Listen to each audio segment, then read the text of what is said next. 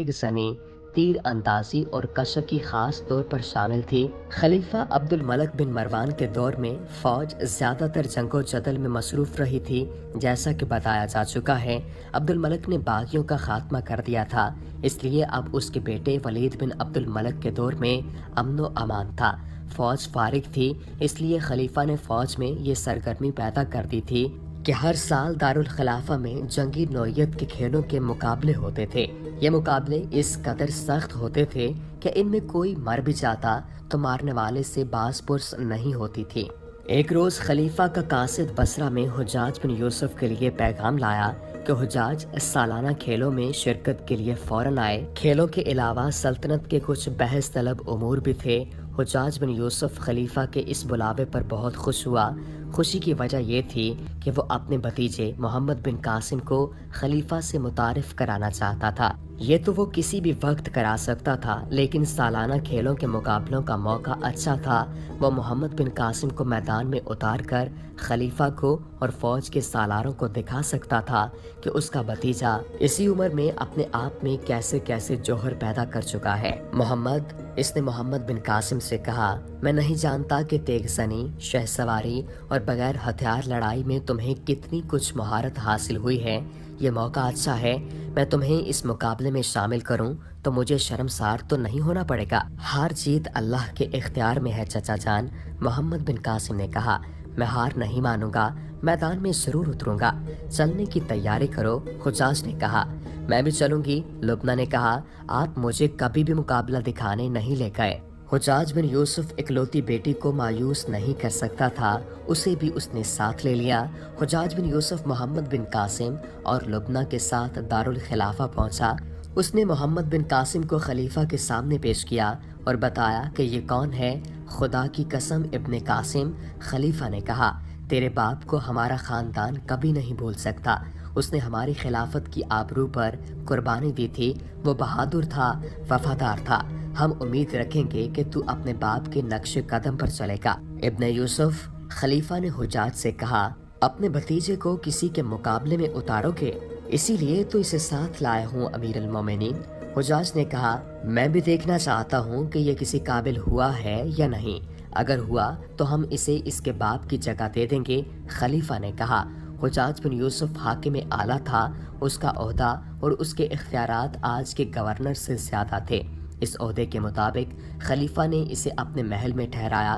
محمد بن قاسم کو بھی محل میں ہی جگہ دی گئی اور لبنہ کو پیغامات میں بھیج دیا گیا۔ اسی محل میں خلیفہ کا چھوٹا بھائی سلیمان بن عبد الملک رہتا تھا۔ لبنہ کو دیکھ کر وہ بہت خوش ہوا۔ اس نے اپنی خادمہ سے کہا کہ لبنہ کو بلا لائے۔ خادمہ نے آ کر بتایا کہ لبنہ حجاج بن یوسف کے بھتیجے کے کمرے میں ہے، وہ جہاں کہیں ہے اسے لے آؤ۔ سلیمان نے کہا، اسے کہو سلیمان تمہیں یاد کر رہا ہے۔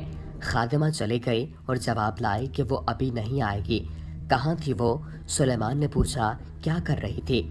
حاکم اعلیٰ کے بھتیجے کے پاس بیٹھی ہے، خادمہ نے جواب دیا، اس کے ساتھ ہنس ہنس کر باتیں کر رہی ہے۔ حجاج کے بھتیجے نے بھی کچھ کہا ہوگا، سلیمان نے کہا، اس نے مجھے کہا تھا کہ پھر اس کمرے میں نہ آنا۔ خادمہ نے کہا۔ سلیمان غصے سے لال پیلا ہونے لگا۔ اسی شام کا واقعہ ہے کہ لبنہ محل کے باغ کے ایک گوٹے میں چلی گئی، وہاں رنگا رنگ پھول تھے، وہ باغ کا بہت ہی خوبصورت حصہ تھا۔ لبنہ کو اچھا لگا تھا، اس لیے وہاں چلی گئی تھی۔ اسے وہاں ٹہلتے ہوئے ابھی تھوڑا سا وقت ہی گزرا تھا کہ پیچھے سے کسی نے آ کر دونوں ہاتھ اس کی آنکھوں پر رکھ دیے۔ ہاتھ مردانہ تھے۔ لبنہ نے ہنستے ہوئے ان ہاتھوں پر ہاتھ پھیرے۔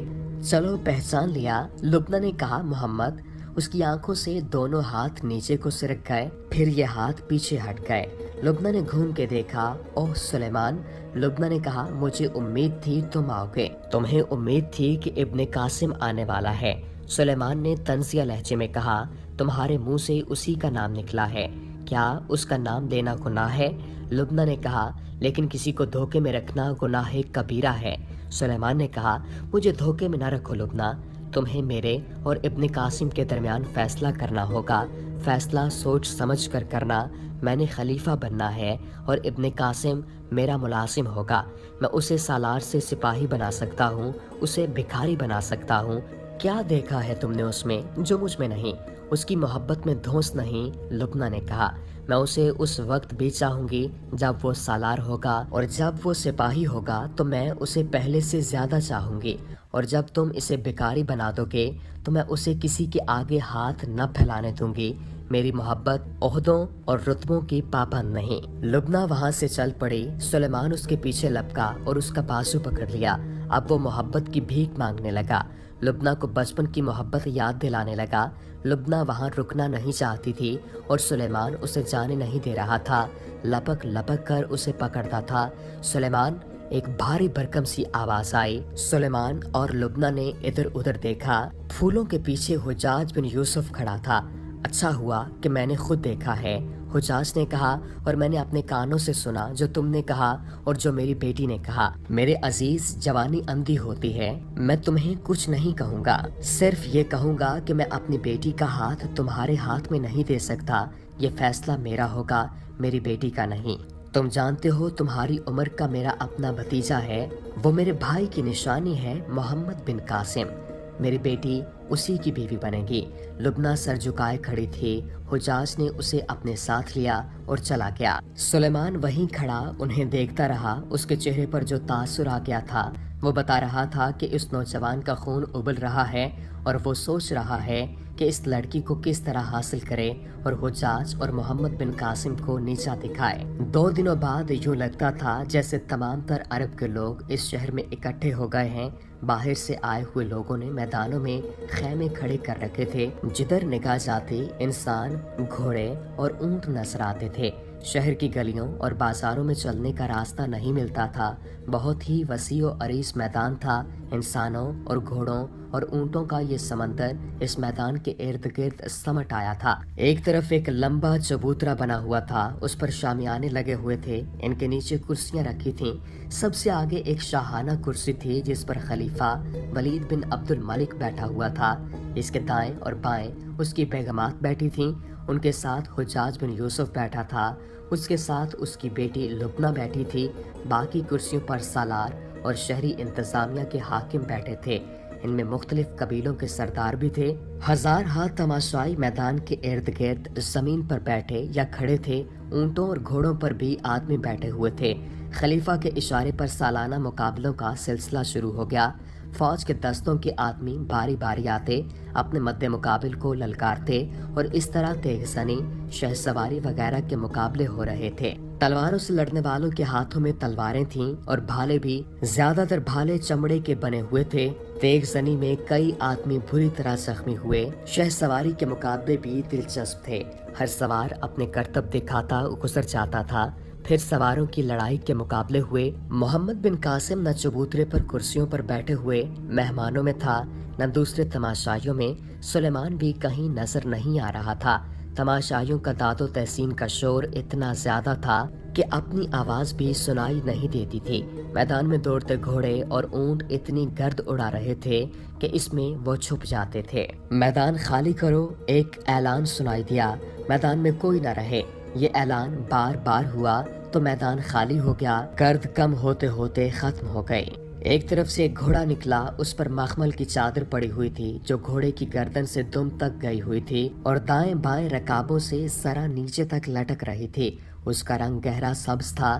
یہ جنگی گھوڑا تھا جس کے قدموں تلے زمین ہلتی محسوس ہوتی تھی۔ اس کی پیٹھ پر ایک نوجوان سوار بیٹھا تھا، اس کے سر پر لوہے کی خود تھی، اس کے ہاتھ میں برچھی تھی، لیکن اس کے آگے انی نہیں تھی۔ انی کی جگہ گولا سا بنا ہوا تھا جس پر چمڑا چڑھا ہوا تھا۔ سواری کی کمر سے تلوار لٹک رہی تھی۔ گھوڑا میدان میں ایک چکر میں پھرا۔ اس کا سوار شاہی خاندان کا لگتا تھا۔ کیا طائف کا کوئی سوار میرے مقابلے میں آنے کی جرت کرے گا؟ سوار نے بلند آواز میں للکار کر کہا۔ یہ گھڑ سوار خلیفہ کا چھوٹا بھائی سلیمان بن عبد الملک تھا۔ اس نے طائف کا نام خاص طور پر لیا تھا۔ اس نے دراصل محمد بن قاسم کو للکارا تھا جو طائف کا رہنے والا تھا۔ تماشائیوں میں سے ایک گھوڑا نکلا۔ یہ گھوڑا بھی اعلیٰ نسل کا جنگی گھوڑا تھا اور اس کا سوار بھی نوجوان تھا۔ اس کے ہاتھ میں برچی تھی اور کمر سے تلوار لٹک رہی تھی۔ ابن عبد الملک، سوار نے للکارا، طائف کے قاسم بن یوسف کا بیٹا تیرے مقابلے میں آیا ہے۔ دونوں دور جا کر آمنے سامنے ہوئے اور ایک دوسرے کی طرف سرپٹ دوڑے۔ دونوں نے گولو والی برچی ایک دوسرے کی طرف آگے کر لی۔ برچی مار کر مد مقابل کو گھوڑے سے گرانا تھا۔ قریب آ کر سلیمان نے برچی ماری، محمد بن قاسم وار بچا لے گیا۔ دور جا کر گھوڑے پیچھے کو مڑے اور ایک دوسرے کی طرف دوڑے۔ تماشائیوں پر سناٹا طاری تھا، کیونکہ وہ جانتے تھے کہ ان سواروں میں ایک امیر المومنین کا بھائی ہے، دوسرے کو ابھی عام لوگ نہیں جانتے تھے۔ اب محمد بن قاسم نے رکابوں میں کھڑے ہو کر برچی ماری۔ سلیمان نے بچنے کی کوشش کی، لیکن برچی اس کے پیٹ پر لگی اور وہ گھوڑے سے گرنے لگا۔ اس نے سنبھلنے کی بہت کوشش کی، لیکن سنبھل نہ سکا اور گھوڑے سے کود گیا۔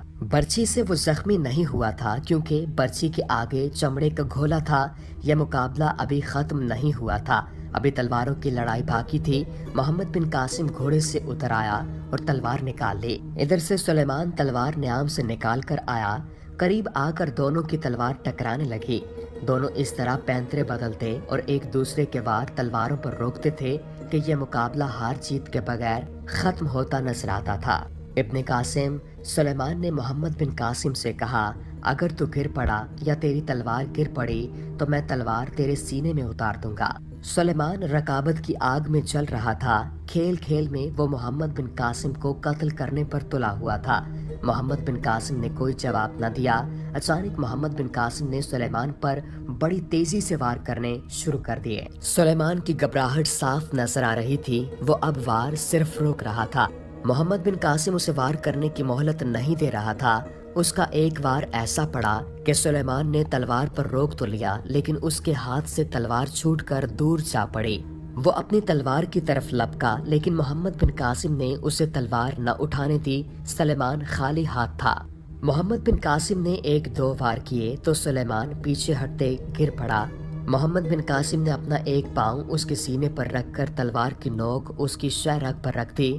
ہاتھ روک لے محمد، حجاز نے گرج کر کہا، میں تجھے زندہ رہنے دیتا ہوں۔ محمد بن قاسم نے کہا، بنی ثقیف کی قسم، تو پھر کبھی طائف کی غیرت کو نہیں للکارے گا۔ میں زندہ رہا تو تیرے جیسا بد نصیب کوئی نہ ہوگا، سلیمان نے اٹھ کر کہا۔ سلیمان بن عبد الملک کے یہ الفاظ محض کھوکھلی دھمکی نہیں تھے، یہ اس کا عہد تھا، اور اس عہد نے ہندوستان کی تاریخ بدل ڈالی۔